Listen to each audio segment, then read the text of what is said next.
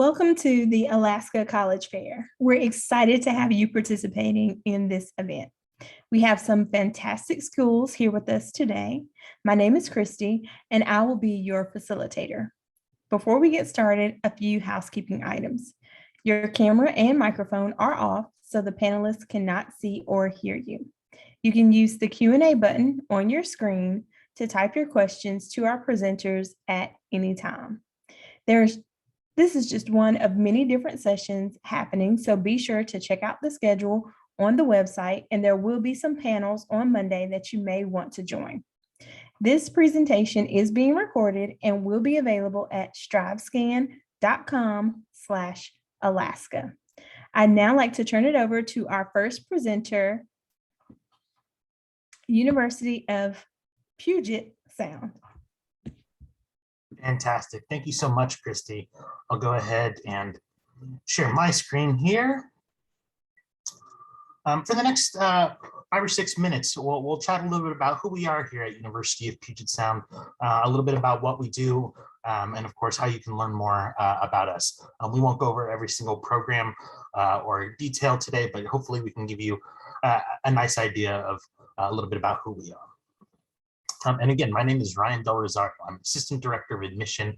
My role here really just to share a little bit about who we are today. I do, of course, read our applications here at University of Puget Sound and work with many of our admitted students come spring. And so I will just share with you all that I am the main rep here for the state of Alaska. And so as you're hoping to get in contact more with Puget Sound, please feel free to reach out to me as well.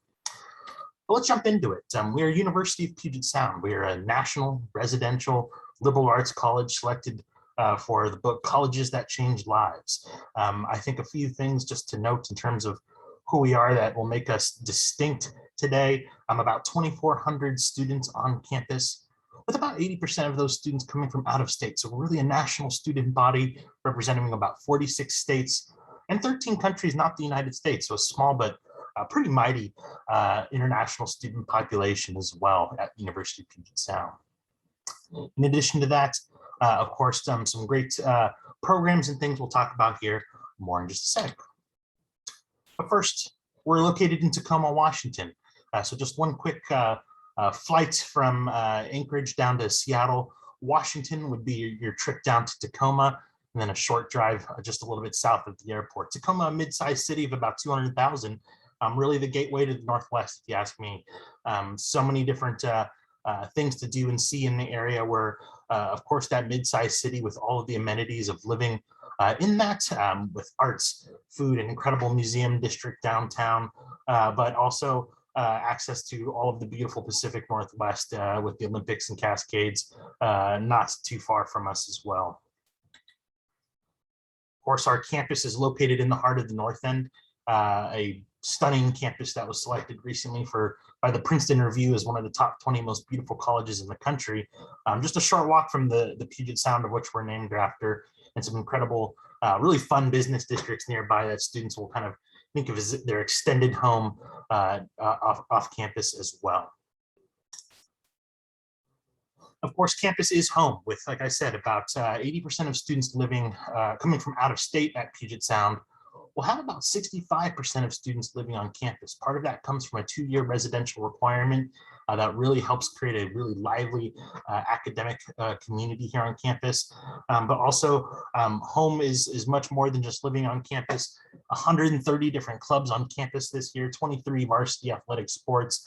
I think you'll find Puget Sound students are a mix of really involved on campus, but also in their community in different ways, getting out there for service, and also just, again, exploring the Pacific Northwest in their backyard here in Tacoma. We offer a lot of different areas of study here at Puget Sound, anywhere from your traditional liberal arts programs to an incredible School of Music and School of Business on campus, as well as some really awesome interdisciplinary programs. I'm looking at our dual degree engineering, environmental policy and decision-making, a really strong gender and queer studies program, as well as science, technology, and society being some just really awesome interdisciplinary highlights as well. I think, as you go into your first year at Puget Sound, know that you don't have to know this major right away. We offer students the chance to declare their major at the end of their sophomore year. And alongside your curriculum, you'll have professors and staff who will be supportive really heavily in your first year, with faculty advisors being really close and making sure that that first year one just feels quite supported as well. In front of you, just a kind of sneak peek of your 4 years at Puget Sound.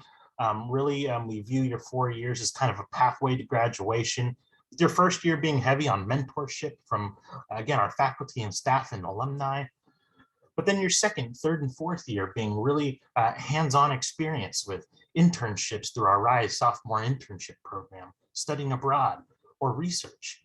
In fact, over 90% of students at Puget Sound will do one, if not multiple, of these experiential learning programs before they graduate, meaning that Puget Sound's a place that believes you don't just go for 4 years, but you go and get a resume as well of all the incredible things that you're doing during your time in college. One just such example, be our PAC Rim Study Abroad program. It's a year-long 8-country tour across the Pacific Rim, featuring stops in India, Indonesia, Japan, and Thailand, where 2 professors will actually join a cohort of about 20 Puget Sound students who are on that trip to teach courses and get help our students earn an Asian Studies minor just by going on this study abroad program. So again, if you're a student who's really interested in a hands-on learning experience, know that Puget Sound might be a great fit. Of course, it really shows, when we have a chance to check in with our alums after graduation.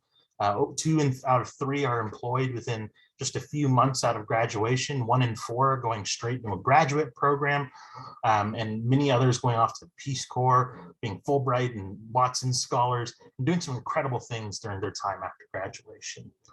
So I encourage you to come learn more about Puget Sound. Reach out to me again as your Alaska admission counselor, and know that we have some great opportunities to apply and get financial aid as well. For example, our Dean Scholarship Assurance, where we're offering students who are admitted with an unweighted 3.6 GPA a guarantee of at least $23,000 in merit scholarship. And so come check out more about Puget Sound. We're super excited to get to know you and for you to get to know us. And with that, I think my time's about up. So I'll turn it over to our next college. Thanks, everybody. Thank you. Next, we will have Linfield University. Good afternoon. My name is Patrick Wilson, and I serve as the Senior Associate Director at Linfield University, and I'll get my slides up here.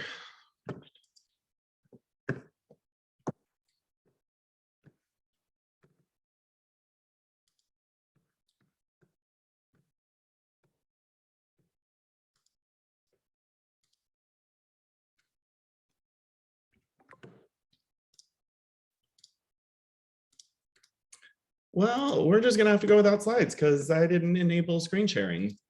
So very sorry about that. Here at Linfield, we are located just outside of Portland, Oregon. We have a campus of about 200 acres that sits just south of our downtown area. Our McMinnville campus is our main campus.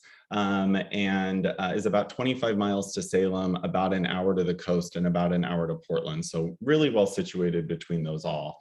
We have about 1,400 students at Linfield on our main campus. They come from about 20 states. Alaska is typically about our 5th or 6th state in terms of most popular where students are coming from.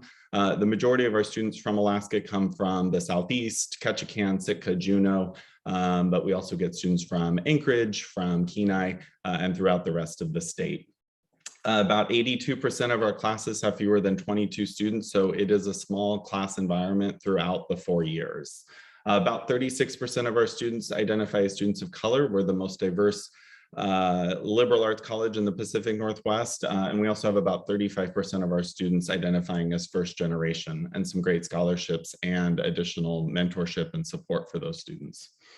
We are divided up between the College of Arts and Sciences, the School of Business, and the School of Nursing. Our College of Arts and Sciences has about 40+ majors, pretty common and popular things like psychology, education, both at the elementary and secondary level, exercise science or kinesiology, and of course the STEM sciences, biology, chemistry, physics. We've actually in the process of building a new science facility. So by January of 2023, we'll essentially have brand new science facilities for all students. A couple unique majors: creative writing as a full distinct program separate from the English literature. We also offer Japanese language. School of Business, 7 different programs: accounting, finance, international business, marketing management, sport management as well, and then wine studies, since we are in the heart of wine country. Our School of Nursing is actually the oldest and largest school of nursing in the Pacific Northwest. And so certainly if you're thinking about coming down to the lower 48 for nursing, Linfield is a great opportunity. It's a non-competitive admission, so you can apply for the institution, not for nursing. And then as long as you maintain good grades and complete your courses, you'll move up to our secondary campus in Northeast Portland for your junior and senior year. About 350 students on that campus. We actually just opened a new campus this past spring. And so all new facilities in our experiential learning center, both high and low fidelity labs. We work with about 100 partners for clinicals, so students will get a really wide, good range of clinical experiences before they graduate with their Bachelor of Science in Nursing. We are also one of, just like all of these institutions, a liberal arts institution. For us, that really means about 1/3 of your education is spent in our general education requirements. I think what works really well for our programs is we have 8 different modes of inquiry, we call them, that a student will fulfill, and you'll complete courses in each of those to help identify what you might want to major in, and also get the breadth and the depth that we think is really important as a liberal arts institution. We don't pick any of the classes for you. You pick each of those classes from a list of anywhere from 20 to 30 offered each semester. Student faculty collaborative research is also big at Linfield, particularly in the sciences, but also throughout the arts and humanities and the social sciences. Students will do research as early as their first year and can really build on that over the course of 4 years, both on campus and with undergraduate research exchange programs, setting them up well for graduate school or just other life after Linfield experiences. Study abroad, about 40 to 50% of our students are going abroad. For us, we really support that in offering a first free round trip airfare for any student who goes abroad through a Linfield program. We do both semester and January terms, so just 4 weeks. If you're thinking a whole semester away isn't quite what you're looking for, you can go just for those 4 weeks in the month of January. We offer programs for English language, different languages, and also some programs in countries where English isn't your native language, but you can still study in English. Most of our students are living on campus all 4 years, about 50% of our seniors, even though it's no longer required for them past the junior year.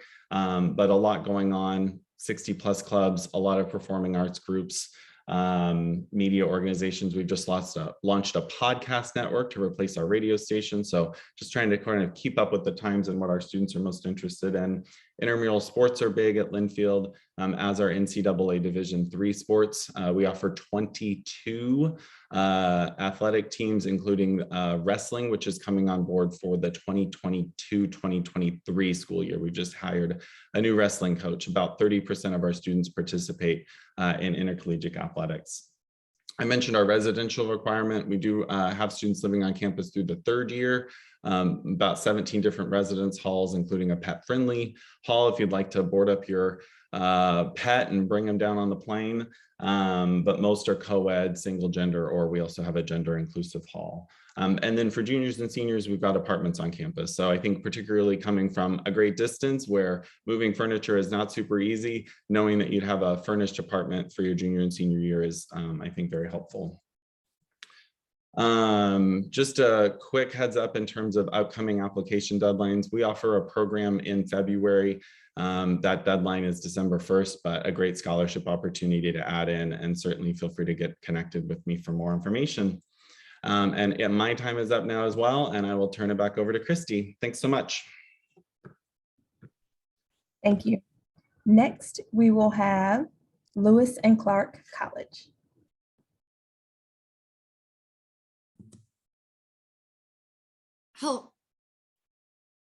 Oh, give me 1 second to pull my screen up. It looks like there was another screen shared very quickly, but you all should be able to see the quick welcome. My name is Samantha Stockdale. I'm an assistant dean of admissions here at Lewis and Clark College. So a little bit about the institution. We are a private liberal arts institution located right outside of the heart of downtown Portland, tucked away in a little forest on our hill. In total, this year we have about 2,100 students. Our numbers have gone up just slightly. Our average class size is still about 17. We've also increased faculty members as well with this 12-to-1 student to faculty ratio, where 100% of our classes are taught by professors. In total at Lewis and Clark, we have about 29 majors and 31 minors. Within each of those 29 majors, we do have additional pathways students can follow as well if they're looking to specialize themselves. A really great example is our psych department at Lewis and Clark, our most popular major, where students can get a broad general overview of psychology, or if they're interested, can specialize in things like neuroscience or childhood development. That being said, it's not like you're going to have to figure out all of this alone. You have 2 years before you have to declare your major at Lewis and Clark.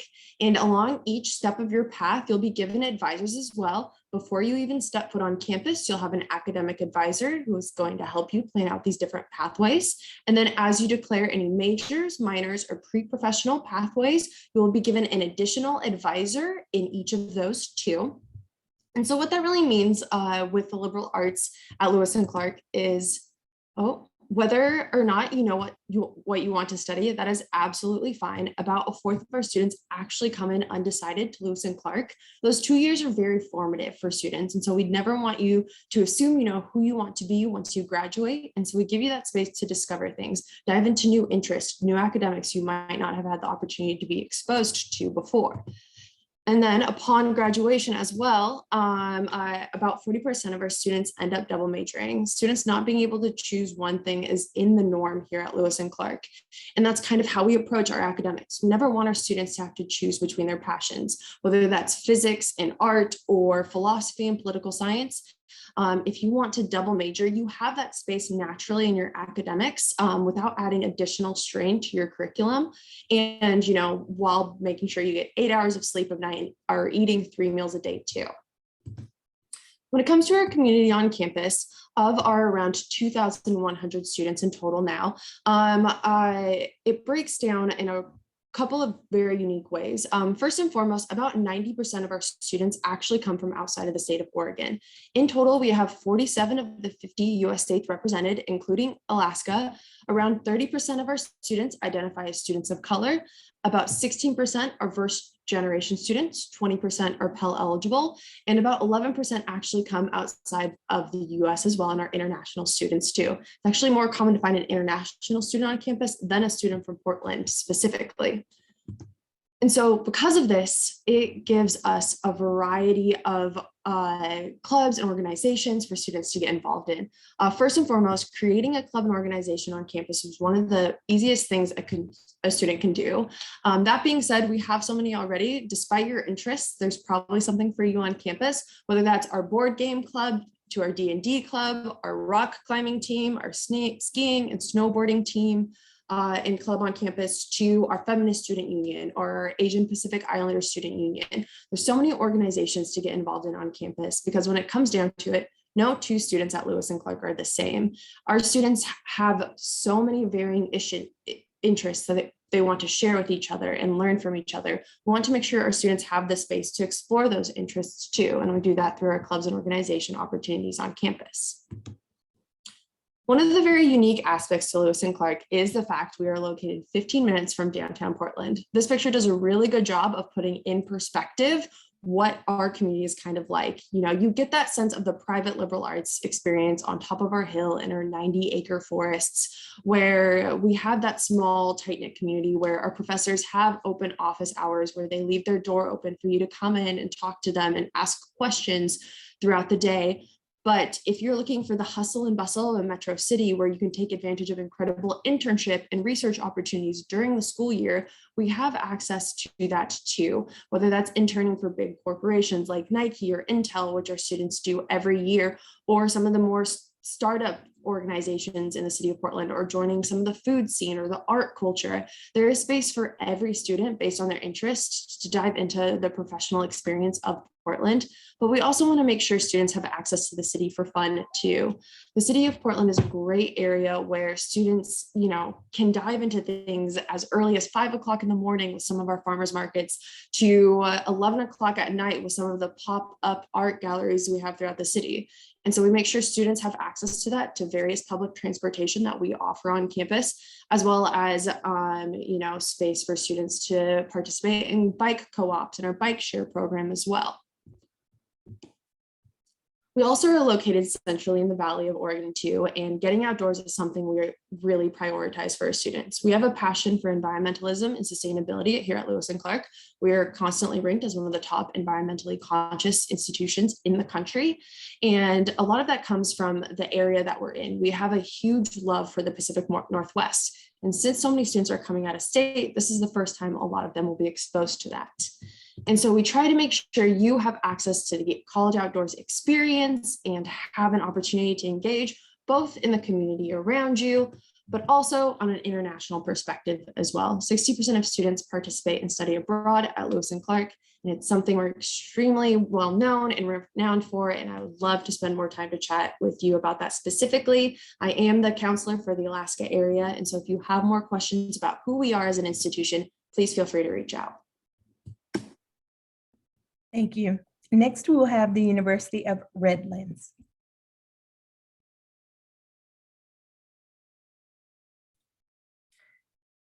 Good afternoon. It's now my turn to present, but my name is Anna Ader. I use she, her pronouns, and I'm one of the senior associate directors at the University of Redlands. We're based in Redlands, California. We have about 2,400 undergraduate students, and we're a very residentially focused campus. We actually ask all of our students to live on campus for all 4 years, and that creates a really strong sense of community. We're known as a place where students are really busy and really involved, but it's a good busy. It's a very collaborative place. And we have something called, I'm giving some quick highlights first, is we have something called the Redlands Promise, which I'll talk about in a minute, which really shows that an exceptional education can absolutely be affordable. I also want to point out in this photo of campus, there are mountains in Southern California. There is skiing in Southern California, a little bit different than all of you coming from Alaska, but it's great to know that we're in a location that gives you great access to all sorts of things. We're close to the Los Angeles area. We are in Southern California. And so we get to take full advantage of the beaches as well as the mountains. And to the east of us, Joshua Tree, Coachella Valley, and Palm Springs offer some opportunities in the desert. So similarly, we have a great environmental studies and environmental science opportunity, but in a completely different ecosystem, which is really exciting for students to be a part of. Average daily temperature is 80 degrees. Actually, today it is 90. I am actually on campus today meeting with families for one of our open houses. So in college, you're going to be going to your home for the next 4 years. And so we really value bringing in a wide variety of students that bring different perspectives to the campus community. Again, I mentioned earlier, we're known as a very active, very involved campus community. And so we have over 100 different clubs and organizations. We do have Greek life at the university, but it is non-residential and tend to be smaller, localized Greek opportunities. Intramurals, club sport programs, outdoor programs are also a big part of the university. And I will end with highlighting our community service, which is probably one of the more unique aspects of the University of Redlands. All students to graduate from the university must complete a community service learning requirement. We actually think we might be the only university that is not religiously based that has that as a requirement. There's no list, so we think we're the only one.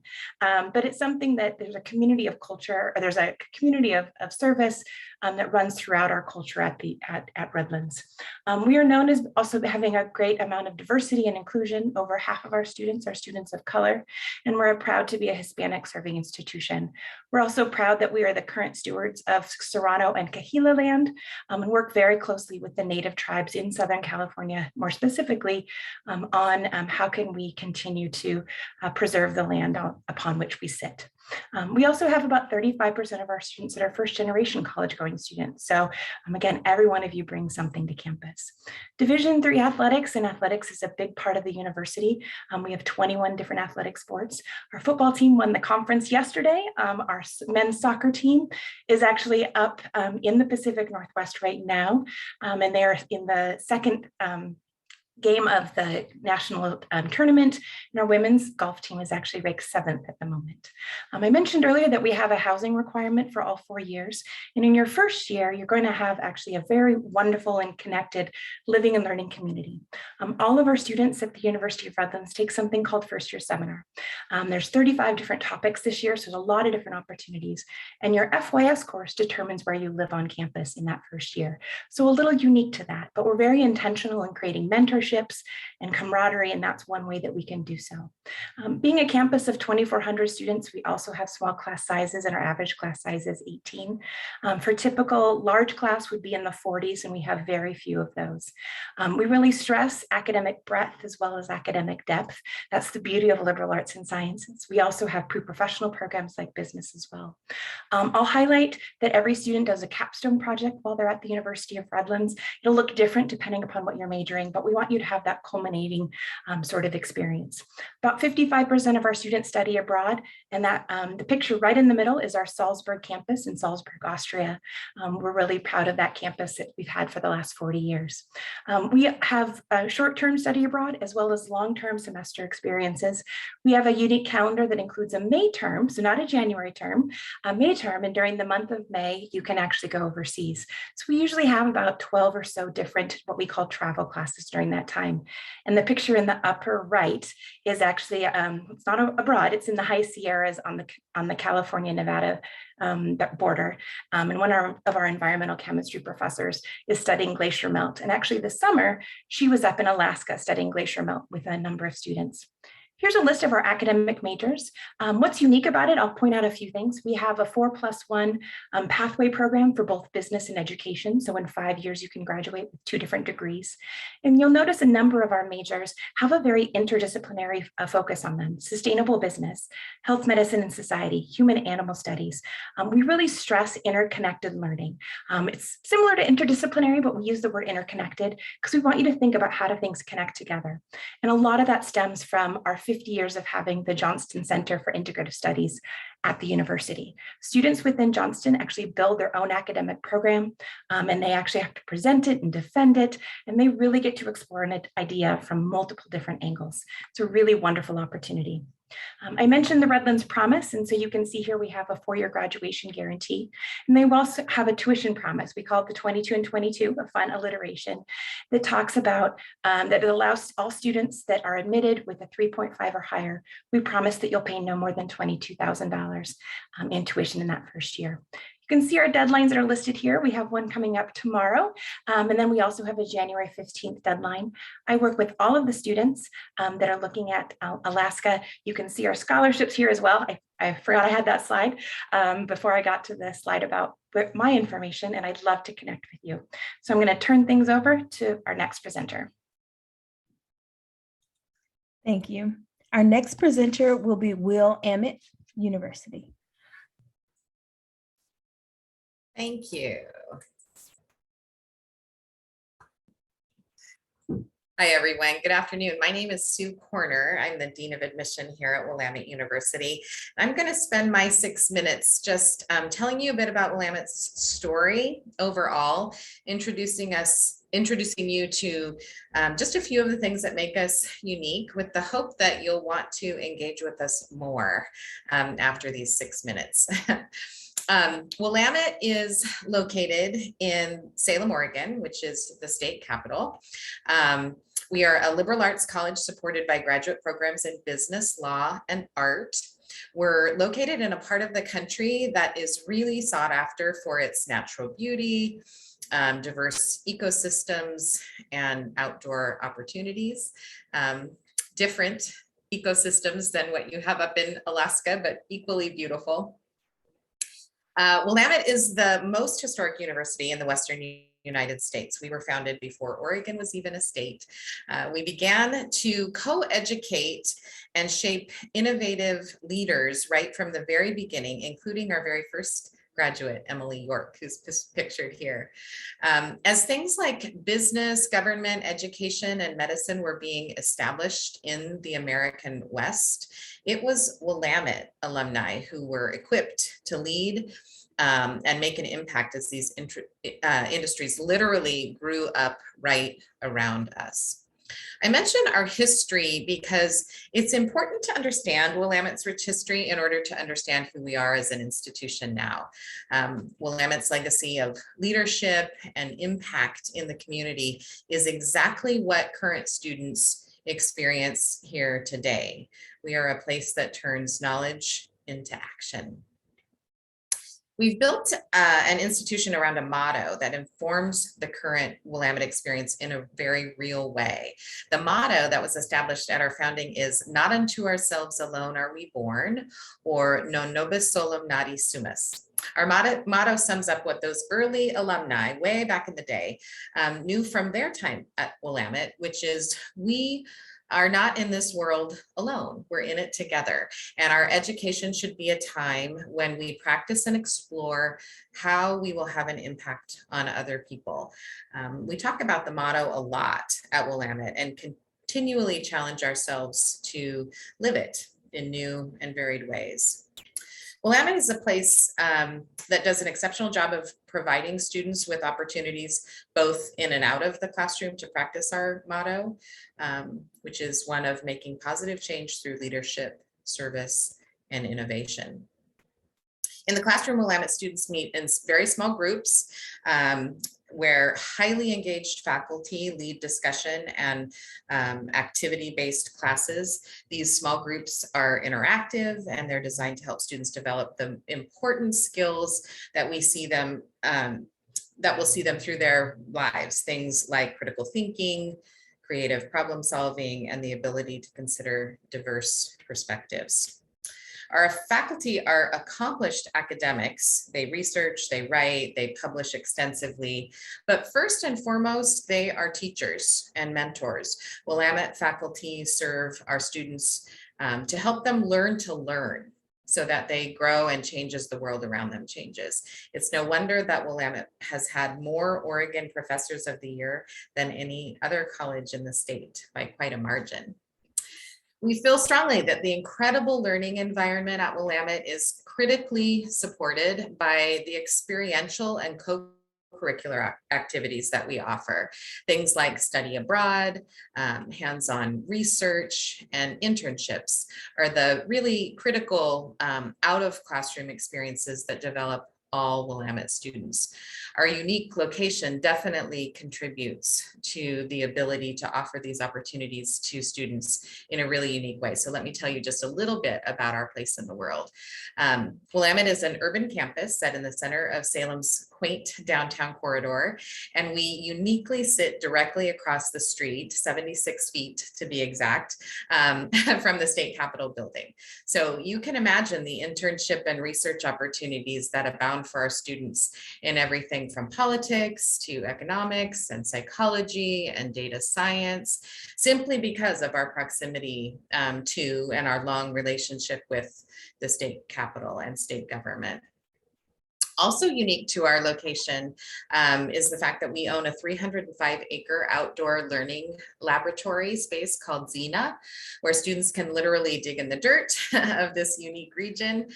They restore habitats, they participate in environmental research, they grow vegetables. It's a very, very unique thing to have an urban campus with this large plot of land. Also unique is that we are co-located with Tokyo International University of America. So the American Studies program at Willamette brings more than 100 students from Japan to live and learn with us every year. And this program is a great reminder of Willamette's strong commitment to all things global.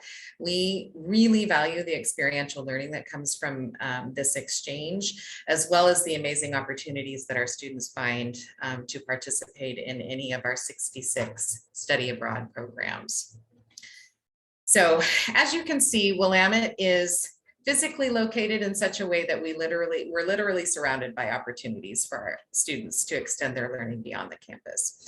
There's lots more to say, but I'll just wrap it up by saying that Willamette encourages applications from bright, diverse, prepared students who want to make an impact and interact with challenging ideas. I hope that you'll think about engaging more with Willamette, learning more about us. If you have any questions, I'm your admission counselor and I'm easy to track down. Thanks so much. Thank you, everyone. And now I would like to pose everyone a question, and I'll give you time to turn your cameras back on. And if you could just answer in the order in which you presented, what advice would you give someone going through the college search process? Thanks, Christy. I guess the first presenter, I'll start. I think one of the things that I recommend to all students is to really think of your college search as you would, trying on new clothes, getting out there and seeing what fits well for you and what you like. There's so many colleges out there. You're gonna have people in your life who are telling you that this college is the best one that's out there, and maybe it is, but try it on, see if it fits you well, see if it really resonates with you and is a place that you think you can call home. I think that's really the thing that matters. I'll go next. I would say use your resources like your admission counselor. I think you've now met all of us and we're nice people and approachable, I think, hopefully. And we have great information not only about our own institutions, but about the college search process overall and how to best find your fit. I think we all want the right students to enroll at our institution. So we're not trying to trick you into enrolling or anything like that, but it's always a bummer when at the end of a process, a student says, oh, I didn't enroll because I didn't know about such and such, and we just never had an opportunity to connect. So I know there's a lot going on right now, but we're here for you, so don't hesitate to reach out. I will go next. I would say always keep in mind throughout this whole process that this college search is for you. A lot of people are going to have their opinions on where they think is best fit for you based on, their own experiences. And while it's all meant for the betterment and your best interests in mind, you're the person who's going to know what is best for you. And that is fine if it's different than half of your cohort in your graduating class or something different than what your best friend wants to. I know it sounds kind of us reiterating a lot, but finding your fit personally for who you are, that is how you're going to thrive. It's really important to know where you're planting your roots and that it's best for your future. So you've already gotten some great advice. I would also add, remember the story of the tortoise and the hare, and slow and steady is going to win that race. And so if you're a junior or a sophomore or a first year student in high school, you've got plenty of time to explore and just keep exploring and have fun with it and really realize that you're doing a great thing today by hearing from us, and hopefully you'll attend some of the other sessions later today. So and then if you're a senior and you're kind of right now in application overload, or I should really need to do this or need to start that, just plug away at it and slow and steady. It's a marathon, which I know is hard, and yet you can just have a great experience. I think you hear always the dread of the college search experience, but it can be a really great one. And a lot of that is when students realize that they can just, take it all in, and you're going to cross that finish line soon. And last but not least, I think Sue is next. Such good advice. It's hard to come up with something more, but I guess the thing that I would say, having been out visiting colleges with my senior in high school daughter this last week, I was reminded of advice we give all the time, which is how important it is to visit the places that you think you're interested in. It's a big investment of time and sometimes money to visit those colleges, but it's critically important.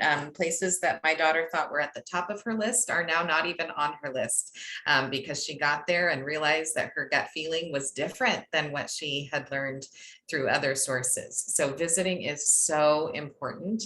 And many campuses have ways to help you with that. Right now, we're offering students $400 to come visit us to help offset your costs. Lots of campuses have fly-in programs. Ask questions about how you can visit and when you can visit, so that you really can best understand what that fit is for you. It's so important.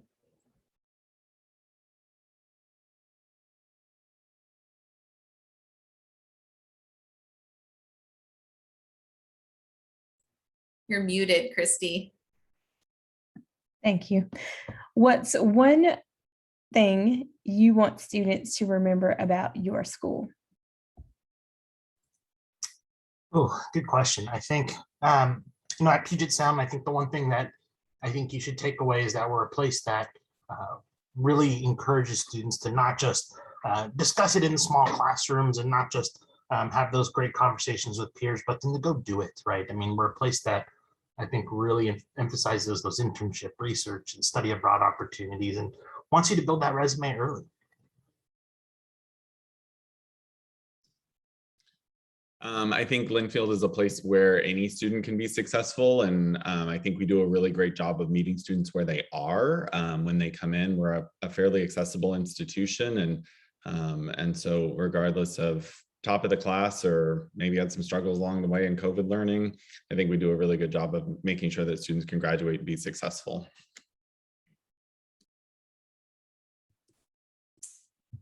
I would say if you're the type of students with a variety of passions and a variety of interests who doesn't want to sacrifice one for the other and still has that capacity where you want to explore it all, you're a great fit for a community here at Lewis and Clark. That's definitely the type of mentality we encourage in our students, and kind of for your future and what you want professionally as well.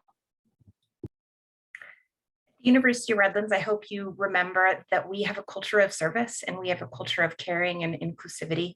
And that's it comes through in a lot of different ways at the University of Redlands that we're really proud of. And so for some, it also means that it's taking what you're learning in the classroom and putting it into action. And for others, it's an element of social justice and social consciousness that we hope all students, when they leave college, wherever they go to college, are going to be that engaged citizen in their future. About Willamette, I think I'd have you remember that we have this central driving force of our motto, not unto ourselves alone are we born. That really drives everything we do here, both in and out of the classroom. And I think students who are drawn to us are students who define success not just as their paycheck and job title, although those things are very, very good as Willamette alumni, but beyond that, if you're someone who wants to make an impact, I think Willamette is a great place to be. And then also the quality of faculty, the caliber of faculty is a really hard thing to gauge in your college search. And I think Willamette's faculty are really, really special. So I'd have you remember that. Thanks.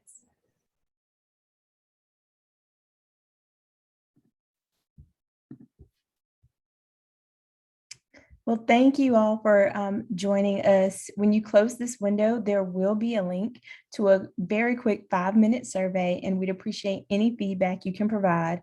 We encourage you to check back the schedule and sign up for more sessions, and you'll be able to find this session's recording as well as all of the other session recordings at strivescan.com/Alaska.